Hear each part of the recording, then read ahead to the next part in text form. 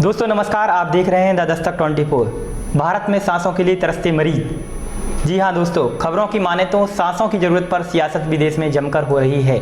देश में कोरोना मामलों के चलते ऑक्सीजन की कमी हो गई है। कई राज्यों में अस्पतालों के पास पर्याप्त ऑक्सीजन नहीं है। दिल्ली में आज 6 अस्पतालों ने गैस की कमी की बात सामने रखी। मंगलवार को दिल्ली के प्रमुख 3 अस्पतालों ने भी ऑक्सीजन की कमी की बात बताई थी।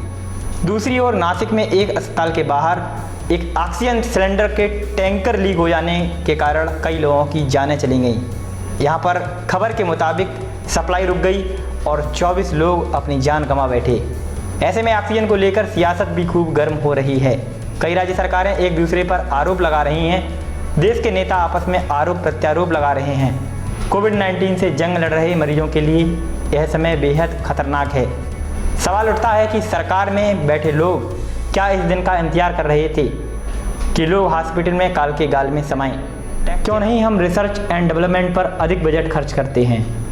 हम क्यों दूसरे देशों पर निर्भर होते हैं? प्रधानमंत्री का आत्मनिर्भर बनने का सपना क्या पूरा सपना भर ही रह जाएगा?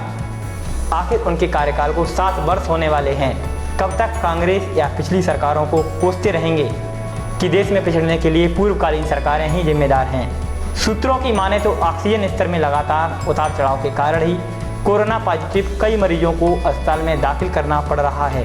डॉक्टर के मुताबिक फेफड़ों के साथ एल्वियोली में इन्फ्लेमेशन की वजह से शरीर में ऑक्सीजन O2 लेवल प्रभावित होता है और मरीज को सांस लेने में तकलीफ, छाती में दर्द और रेस्पिरेटरी से जुड़ी तमाम दिक्कतें झेलनी पड़ती हैं। ऐसे में ऑक्सीजन का खराब लेवल हाइपोक्सिया का कारण बन सकता है, जो बेहद खतरनाक है। ब्लड ऑक्सीजन लेवल 93 से नीचे जाना जानलेवा समझा जाता है। मेडिकल ऑक्सीजन की सबसे ज़्यादा कमी 12 कोरोना प्रभावित राज्यों में है और यह राज्य हैं महाराष्ट्र, मध्य प्रदेश, गुजरात, उत्तर प्रदेश, दिल्ली, छत्तीसगढ़, कर्नाटक, केरल, तमिलनाडु, पंजाब, हरियाणा और राजस्थान। एक तरफ मध्य प्रदेश जैसे राज्यों में मेडिकल ऑक्सीजन की मांग को पूरा करने के लिए उत्पादन क्षमता नहीं है, तो दूसरी ओर ऑक्सीजन निर्मित करने वाले राज्य जैसे गुजरात, कर्नाटक और राजस्थान में मेडिकल ऑक्सीजन की मांग बढ़ रही है। स्थिति इतनी खराब है कि 50,000 मीट्रिक टन ऑक्सीजन के आयात के लिए अब अचानक कदम उठाए जा रहे हैं। सरकार के एम्पावर्ड ग्रुप 2 ने 9 उद्योगों को छोड़कर ऑक्सीजन के औद्योगिक इस्तेमाल पर अब रोक लगा दी गई है। इसके अलावा सरकार ने 162 PSC मेडिकल ऑक्सीजन प्लांट स्थापित करने के लिए पैसे मुहैया करवाए हैं। यह छोटे आकार के अस्थायी ऑक्सीजन बनाने वाले प्लांट होते जरूर हैं, जिन्हें दूर दराज के इलाकों में ज़रूरत के लिए बनाया जा सकता है। सवाल उठता है कि यह व्यवस्थाएं पहले से लागू क्यों नहीं की गईं? क्या हमें आज के ही दिन का इंतजार था? लेकिन Vinayak AR products private limited के राजीव गुप्ता अपने बात को कहते हैं कि कोविड के बाद इन प्लांट की ज़रूरत खत्म हो जाएगी। वो कहते हैं इन प्लांट में ऑक्सीजन की शुद्धता 92-93% तक होती है, जिससे काम चल जाता है और उनकी क्षमता 1 से 2 मीट्रिक टन की होती है। आपको बता दें कि भारत प्रतिदिन 7,500 मीट्रिक टन ऑक्सीजन का उत्पादन करता है। हम दुनिया के सबसे बड़े ऑक्सीजन उत्पादक देश हैं।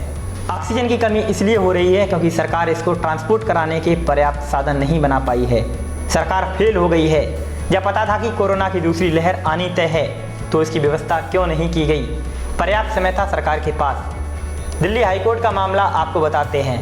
बीते दिन कोरोना संकट के बीच दिल्ली के मैक्स अस्पताल ने आरोप लगाया कि उसके यहाँ आने वाले ऑक्सीजन टैंकर को देश के सबसे बड़े अस्पताल एम्स में भेज दिया गया, जिसके चलते उसके मरीजों की जान खतरे में पड़ गई।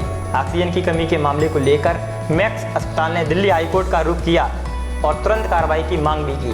ऑक्सीजन के मसले पर सुनवाई करते हुए कोर्ट ने केंद्र सरकार से औद्योगिक उद्देश्यों के लिए ऑक्सीजन की आपूर्ति तुरंत रोकने के लिए कहा। हाईकोर्ट ने केंद्र सरकार को फटकार लगाते हुए कहा कि आपको डिमांड और सप्लाई का कोई अंदाजा क्यों नहीं है? केंद्र ऑक्सीजन जल्द से जल्द अस्पतालों में भेजने के लिए रोड डेडिकेटेड कॉरिडोर बनाए और अगर संभव हो तो ऑक्सीजन को एयरलिफ्ट कराया जाए। उम्मीद करते हैं इस रिपोर्ट के बाद आपको हमारे सिस्टम के हालातों के कुछ जवाब आपको मिल गए होंगे। ऐसी अन्य रिपोर्ट्स को देखने के लिए हमारा चैनल सब्सक्राइब करें।